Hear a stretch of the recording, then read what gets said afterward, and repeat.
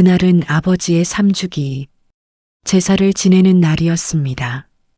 저는 늘 그랬듯이 부엌에 서서 아버지가 좋아하시던 북어국을 끓이고 있었죠. 뚝배기에서 피어오르는 김이 추운 부엌 공기와 만나 하얗게 흩어졌고 그 모습이 마치 아버지의 마지막 숨결 같아서 잠시 숟가락을 내려놓았습니다. 아버지, 오늘도 오시겠죠?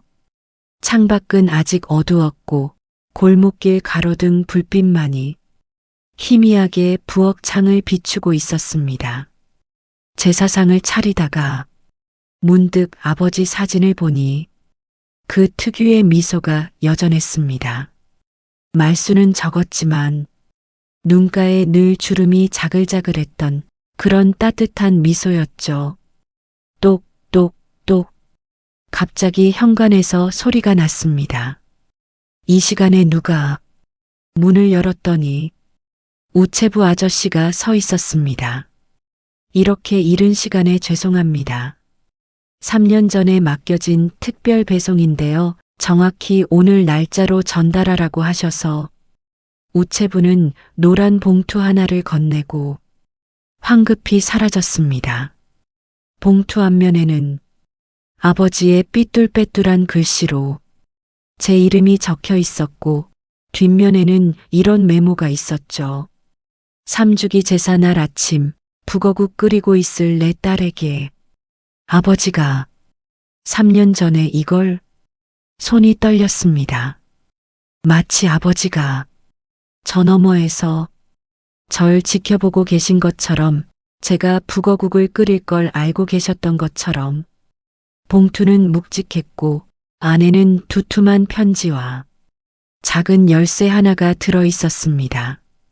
제사상 앞에 앉아 떨리는 마음으로 편지를 펼쳤습니다. 사랑하는 내 딸아, 내가 이 편지를 읽고 있다면 벌써 3년이 흐른 거구나. 그동안 잘 지냈니? 첫 문장부터 목이 메어왔습니다. 북어국은 식어가고 있었지만 저는 편지에서 눈을 뗄 수가 없었습니다. 편지는 이렇게 이어졌습니다. 먼저 미안하다.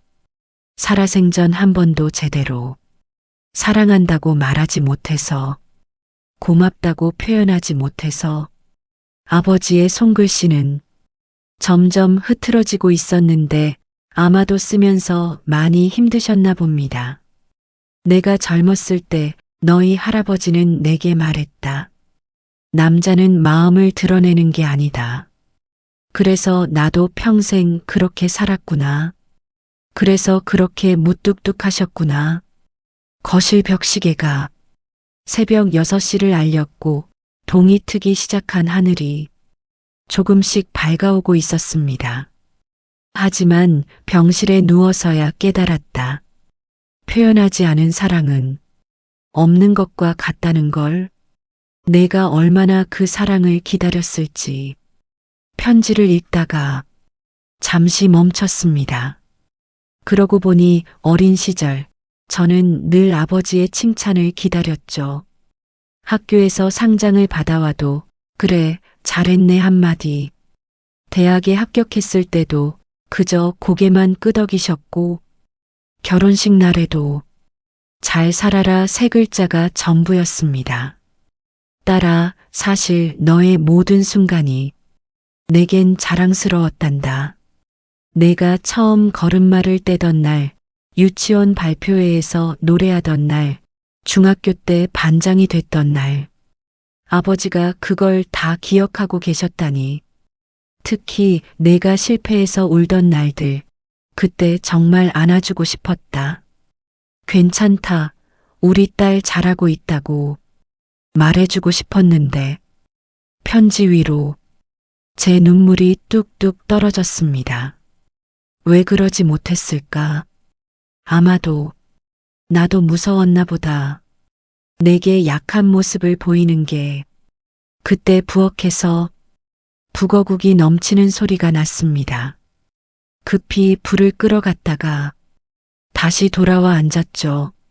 제사 시간이 다가오고 있었지만 편지를 다 읽지 않고는 제사를 시작할 수 없었습니다. 편지를 읽다가 3년 전 그날이 떠올랐습니다.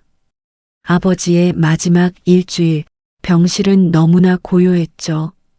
모르핀 때문에 의식이 오락가락하셨지만 가끔 눈을 뜨실 때면 꼭 제 손을 찾으셨습니다. 딸, 왔냐? 그 짧은 한마디에도 숨이 차서 헐떡이셨는데 그때마다 제 가슴이 무너졌습니다. 어느 날 새벽 아버지가 갑자기 또렷한 목소리로 저를 부르셨어요. 딸아, 가까이 와봐. 제가 다가가자. 떨리는 손으로 제 머리를 쓰다듬으셨습니다. 예쁘네. 우리 딸 참 예쁘네. 태어나서 처음 들어보는 말. 아빠한테 서운한 거 많지? 저는 고개를 저었지만 사실 가슴 한구석엔 평생 쌓인 서운함이 있었죠. 내가 너무 못해줬구나. 그때 아버지 눈에서 눈물이 흘렀습니다. 평생 우는 모습을 한 번도 본 적 없던 아버지가 딸아, 부탁 하나만 들어줄래? 아빠 책상 서랍에 열쇠가 하나 있어. 그거 꼭 3년 뒤에 써. 왜 3년 뒤에? 약속해줘. 꼭 3년 뒤에. 그게 아버지가 의식이 또렷할 때 하신 마지막 말씀이었습니다. 이틀 뒤 아버지는 떠나셨고 장례를 치르느라 정신이 없어서 그 열쇠 얘기는 까맣게 잊고 있었는데 지금 제 손에 그 열쇠가 들려 있었습니다. 편지는 계속됐습니다. 그 열쇠로 내 서재 금고를 열어봐. 거기에 내가 꼭 봐야 할 것들이 있다. 아버지 서재는 3년간 그대로였습니다. 어머니도 저도 차마 손대지 못했거든요.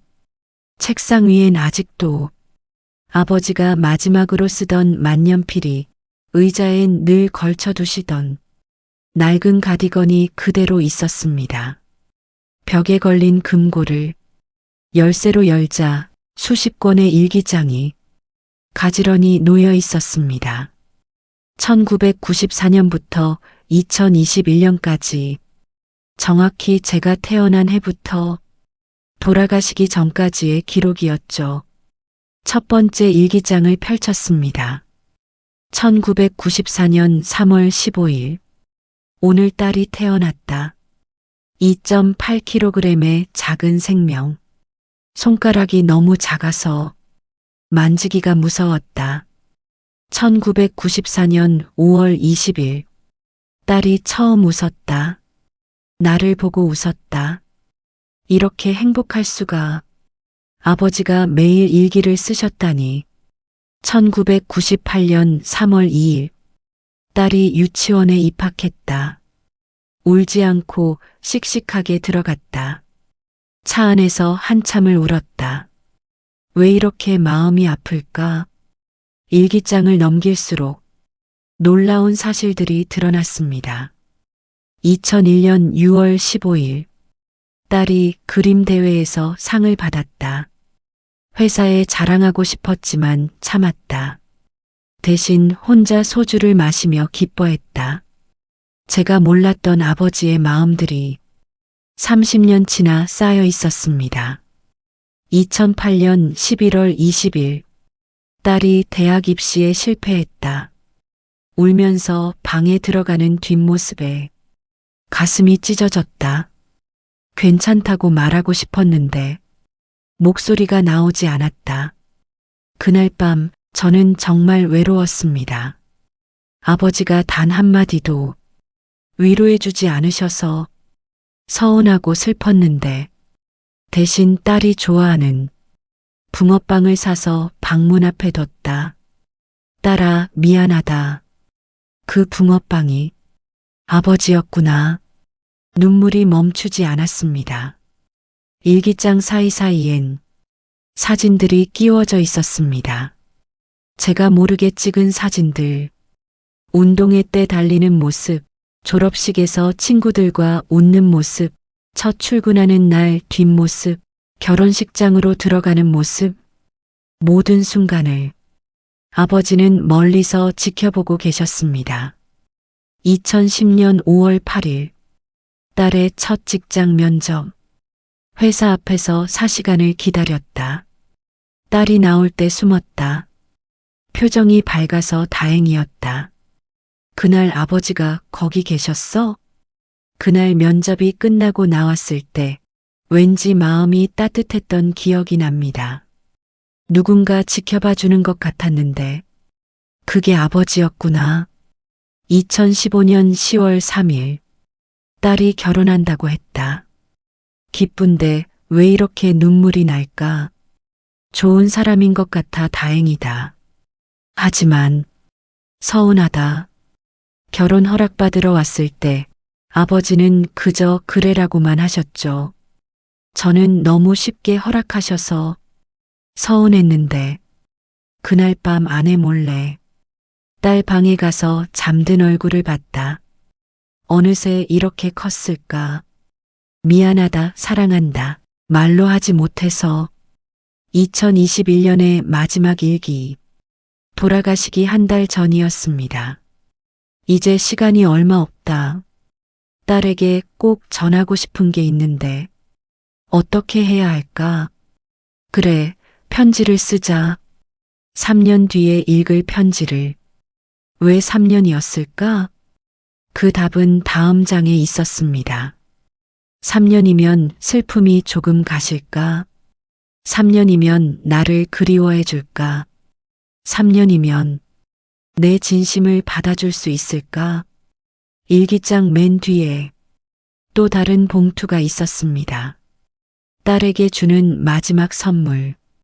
봉투를 열자 통장 여러 개가 나왔는데 첫 번째 통장, 딸 결혼자금 1985년 개설. 1985년이면 아버지가 결혼하신 해? 제가 태어나기도 전부터 제 결혼자금을 모으기 시작하셨다니. 두 번째 통장, 딸 아이 교육비 1994년 개설. 제가 태어난 해에 제 아이를 위한 통장을. 세 번째 통장, 딸 노후자금 2000년 개설. 매달 10만 원씩 20년 넘게 한 번도 빠지지 않고. 네 번째 통장이 가장 충격적이었습니다. 딸 꿈 지원금 1994년 개설. 잔액이 가장 많았는데 입금 내역을 보니 아버지의 점심값, 담배 끊고 모은 돈, 술자리 안 가고 모은 돈, 옷 안 사고 모은 돈. 30년간 당신 것을 아껴서 모두 여기에 넣으셨습니다. 통장 뒤에 메모가 있었습니다. 딸아, 내가 정말 하고 싶은 일을 해라. 돈 걱정하지 말고 이제라도 내 꿈을 찾아가라. 아빠가 응원한다. 저는 그 자리에 무너져 한참을 울었습니다. 아버지, 왜 살아계실 때 이 마음을 몰랐을까? 그때 편지의 마지막 부분이 눈에 들어왔습니다. 딸아, 이제 마지막 부탁이다. 서재 책장 뒤를 봐라. 거기 내가 평생 쓴 편지들이 있다. 내게 보내지 못한 편지들. 책장을 옮기자. 낡은 상자가 나왔고 그 안엔 편지가 가득했습니다. 딸에게 마이너스 첫 번째 편지 1994.3 15. 딸에게 마이너스 300번째 편지 2021.12 1. 300통? 아버지는 제 생일마다, 어린이날마다, 크리스마스마다 편지를 쓰셨습니다. 단 한 번도 주지 못한 편지들을. 사랑하는 딸에게. 1살 생일. 오늘 내가 처음으로 아빠라고 했다. 세상을 다 가진 기분이다.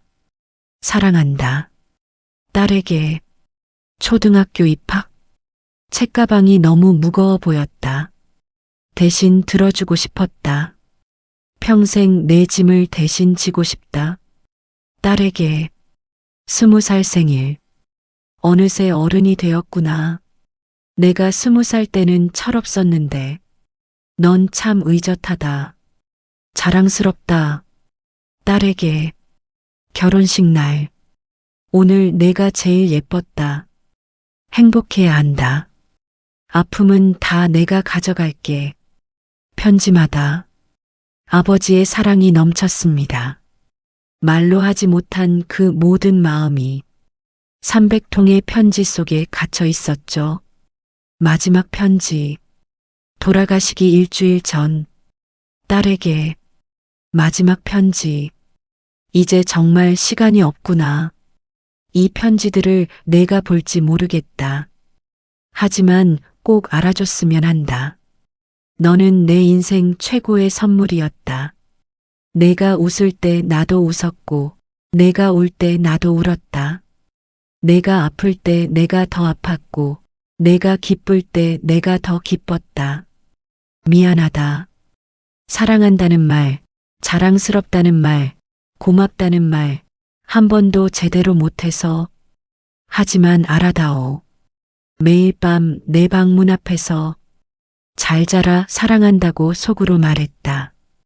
매일 아침 내가 나갈 때 조심해라 행복해라고 마음으로 외쳤다.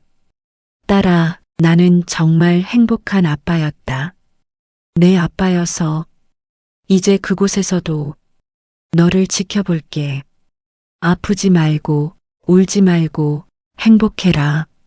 그리고 가끔은 나를 기억해다오. 영원히 내 아빠가. 편지는 거기서 끝났습니다. 마지막 글자는 흐릿했는데 아마 쓰시다가 힘이 빠지셨나 봅니다. 저는 펜을 들었습니다. 아버지께 답장을 쓰기로 했죠. 사랑하는 아버지께. 이제야 답장을 드립니다. 300통의 편지, 30년의 일기, 모두 잘 받았습니다. 아버지, 저도 알고 있었어요. 말씀은 안 하셨지만 사랑하고 계신다는 걸. 병원 진료받을 때마다 몰래 따라오셨잖아요. 야근할 때마다 회사 앞에서 기다리셨잖아요. 힘들 때마다 제 좋아하는 음식 해놓고 모른 척 하셨잖아요. 다 알고 있었어요. 그런데 왜 한 번도 고맙다고 못했을까요? 아버지, 이제야 말합니다. 사랑해요. 정말 많이 사랑해요. 그리고 고마워요. 절 끝까지 지켜주셔서. 이제 제가 약속할게요. 아버지가 주신 사랑, 제 아이들에게 전할게요. 하지만 꼭 말로도 표현할게요. 매일 사랑한다고 말할게요. 아버지가 못다 하신 그 말들, 제가 대신 전할게요.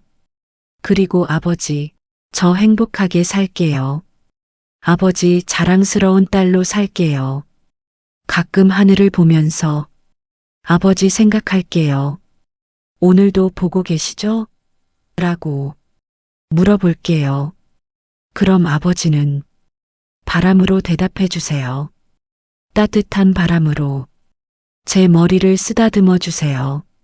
아버지, 딸이어서 행복했어요. 아버지 딸로 태어나서 정말 행복했어요. 그곳에서 편히 쉬세요. 그리고 너무 그리워하지 마세요. 언젠가 다시 만날 테니까. 그때는 꼭 안아드릴게요.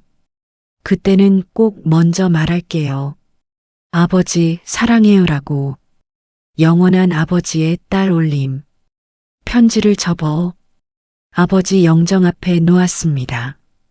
향을 피우고 절을 올리고 처음으로 아버지께 말했습니다. 아버지, 이제 알았어요. 침묵도 사랑이라는 걸. 하지만 이제 저는 소리내어 사랑할게요. 제사가 끝나고 아침 햇살이 거실로 쏟아져 들어왔습니다. 식탁엔 아버지 몫의 밥그릇이 여전히 놓여 있었고 숟가락 하나가 햇빛을 받아 반짝였습니다. 아버지, 오늘도 함께 아침 드셔요. 북어국 맛있죠? 창밖에서 따뜻한 바람이 불어왔고 커튼이 살랑 흔들렸습니다. 마치 아버지가 그래, 맛있다고 대답하시는 것 같았습니다. 저는 미소 지으며 숟가락을 들었습니다. 이제 혼자가 아니에요. 아버지는 늘 제 곁에 계시니까. 300통의 편지로, 30년의 일기로, 그리고 제 가슴속 기억으로 영원히 함께 하실 테니까. 마지막 나레이션. 그날 이후 저는 매일 아침 일기를 씁니다. 아버지처럼. 그리고 매일 저녁 제 아이들에게 말합니다. 사랑해. 오늘도 수고했어. 엄마는 너희가 정말 자랑스러워. 아버지가 하고 싶었던 그 말들을 이제 제가 대신 전합니다. 왜냐하면 그게 바로 아버지가 제게 남긴 진짜 유산이니까요. 사랑은 반드시 전해야 한다는 것, 표현해야 한다는 것. 그것이 아버지의 마지막 가르침이었습니다. 창밖에 봄비가 내립니다. 따뜻한 봄비가 아버지의 눈물처럼 그리고 축복처럼.